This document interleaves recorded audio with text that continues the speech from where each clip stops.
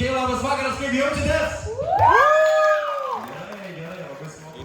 Kai kurie pirmą kartą mane mato, turbūt galvoja, blet, kas užsisakė Andrių Mamontovą iš Tėmų. Kiti galvoja, blemba, čia kitas rusas, kur prieš šokį Balboa kovoja. Pizda kaip nusigyveno, eik tu man. O tas bičias galvoja, pizė, teptukas kalba. Ne? Jo, aš kurį laiką gyvenu pagal naują gyvenimo motto, kurį norėčiau visiems rekomenduoti, ne? Eat, sleep, train, repeat. Valgyk, miegok, traukinys, kartok. Žiauriai geras motto, ta prasme, pakeitė visiškai mano gyvenimą. Aš kitas žmogus. Jo, mano kolega yra nusipirkęs multiplą. Žinot, kas yra multiplą? Bleka, monstras, ne mašina, ta prasme, incesto produktas tarp dviejų Fordų, kurie yra brolis ir sesė. Ir dar raudonas salonas pas jo tą multiplą. Kiekvieną rytą aš atvažiuoju į darbą, žiūriu į tą multiplą, nebegaliu, žinai, skambinu, jam sakau, gėdai, klausyk, patrauk tu tą multiplą, ką? Nu, patrauk. Sako, kas yra, už tave užtačiau, aš tau trukdau. Ne, žiauriai negražiai atrodo, ta prasme, išvalyk kažkur kitur, geras man. Net laikais tu mano replikų, žinai, įkėlė, kad parduoda multiplą, parašiau labas dar turi, sako jo. Sakau, aš nenustebęs. Jo. Bet iš tikrųjų, aš dabar važiuosi santuokai su savo sužadėtine, mes valio. Sutvirtinimo kursus lankė mane kurį laiką ir nuvarom mes pas kunigą. Sakau, labą dieną kunigė, kada galėtų būti mūsų šitą sutvirtinimo ceremonija? Jisai taip pasižiūri, tai jūs kartu gyvenat? Sakau, jo. Oi, kiek laiko gyvenat? 4 metus. O Jėzus, negalvokit, jūs nusidėjėliai, o Jėzus, jūs čia nuodėliai gyvenat, tai jie kartu gyvenat. Man šūdas, blet, užvirė viduj visas verdas, žinai. Aš žinai, o, jūs nusidėjėliai, aš neištviriu, sakau, o jūs vaikus tvirtinat. Ir jis toks pagalvoja. Na jau, ferina. Pasirašėm dokumentėlius, viens kito per daug neteisė mane. Nes nėra Dievo įsakymo negeisk svetimo vaiko, ne? Kai pagalvoja.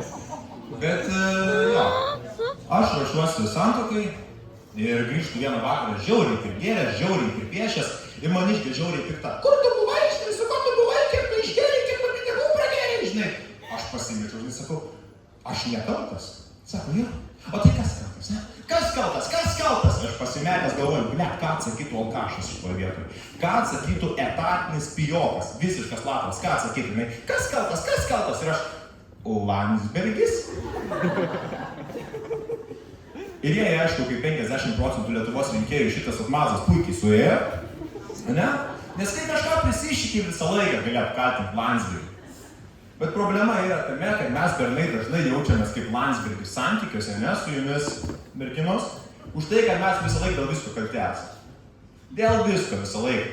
Už tai aš turiu žiauriai gerą atmazą. Kai kiekvieną kartą, kai mane suvarto mano sužadėtinio konfliktą, aš įsakau, žinai ką?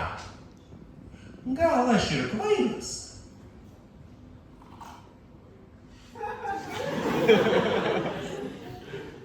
Jo, aš turiu daug santykių. Ta prasme, klausimų santykiuose visiškai, ne? Jeigu aš kada nors grįšiu namo ir aš su savo žmona lovoje su kitu vyru, ką daryti, aišku, ne? Jis per galvą pro duris. Ne žmona, tam vyrui, ne? Bet jeigu aš grįšiu namo ir aš su žmona su kita moterim lovoje, aš nuoširdžiai būsiu pasileidęs.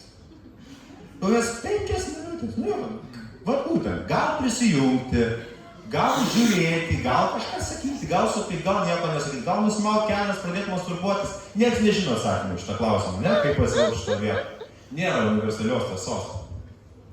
Bet jo, aš bandau būti geras, doras pilietis ir man labai rūpi mūsų valstybė, ne? Pavyzdžiui, mes turim daug problemų pasienį. Tik man keistas tas faktas, kad emigrantai niekaip negali sienos praeito meškos praeiti. Tai gal jos Šengeno zonos visą kažkokią turi Europos Sąjungos, ta prasme, visą kažkokią, aš nežinau. Bet kai pagalvoju, pasieniečiai blemba neturi ginklų. Tai ką jie padarys prieš mešką, žinai? Štiš! Ką jie daugiau gali padaryti? Bet aš kai pagalvoju, blemba, gerai tas meškos, ne? Daktarai, inžinieriai, sukursi investicijas, darbo vietas Lietuvoje, ne? Gal į politiką nueis Meškas, tu negali žinoti, ne? Nu tikrai geriau Mikė Pūkuotukas premjero postą negu Paluckas, ne?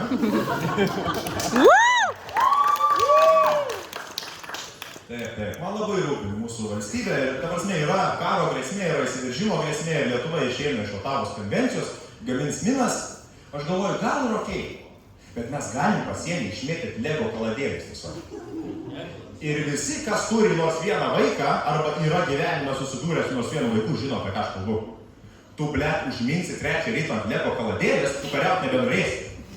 Tik tai prieis, blet, paskui antra gynybos linija. Ženklas. Kas užpuls Lietuvą, tas gėjus. Viskas. Dabar mes geresnė apie tą, ne?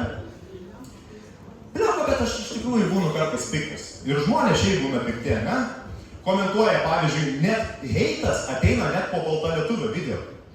Kur čiuvakas daro video, kaip sragauja dešrelės. Ir žmonės randa ant to heitą. Ir žinot iš serijos, labai diena, tai šiandien pažiūrėsime, ko čia tas dažnės pilietis, tu nuversi visko.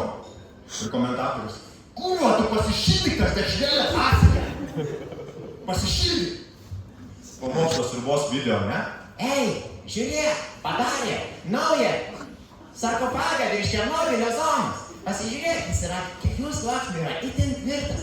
Ir tas piktas Marozas komentaruose, tu blet pasitek vazelinu lūpas. Kaip suskeldė yra. Bet šitie žmonės, jie greičiausiai nebaigia mokyklose, ne? Nes jie net Landsbergio pavardės be 6 gramatinių klaidų negali parašyti. Ir jie nebaigia mokyklos, jie greičiau baigia ant mokyklos. Jo. Bet dėl to aš manau, kad reikėtų šalia dirbtinio intelekto mums sukurti dirbtinį degradą. Kur žinai dirbtinį degradą paklausė, labą dieną, ar tiesa, kad mūsų premjeras yra korumpuotas? Dirbtinis degradas. Aha. O kodėl apie Landsbergį neklausai, ką? O kodėl tu pakeitei tavo dabar? O tu vaikus pirkinį. Gerai, aš buvau augęs, ačiū